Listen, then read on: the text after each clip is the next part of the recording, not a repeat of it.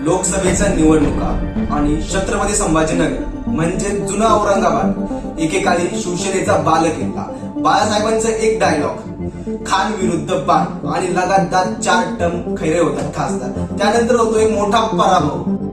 19ची निवडणूक इम्तियाज जलील औरंगाबाद सीट मधून पराभव होतो, तो म्हणजे चंद्रकांत खैरे यांचा। इम्तियाज जलील होतात पुढचे खासदार। मात्र यावेळेसचा सामना हा तिरंगी होणार आहे। संदीपान भुमरे, चंद्रकांत खैरे विरुद्ध इम्तियाज जलील असा छत्रपती संभाजीनगर म्हणजेच औरंगाबादचा सामना। हा बालेकिल्ला होता शिवसेनेचा। मात्र 19ला MIM कडे ही जागा गेली।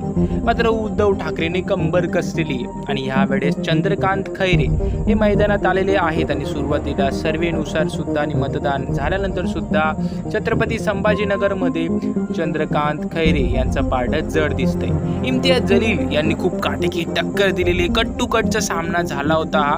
मात्र चंद्रकांत खैरे हे जे ते चुरस मारून आघाडीवर जाताना दिसत आहेत। चंद्रकांत खैरे विरुद्ध संदीपान भुमरे असा सामना जोरदार होईल असं वाटलं होतं, पण औरंगाबाद छत्रपती संभाजीनगर हा सामना जो येतो कट टू कट झाला। 3 जागांमध्ये मराठा वोटर्स, आदिवासी वोटर्स आणि मुस्लिम वोटर्समध्ये हा सामना होता।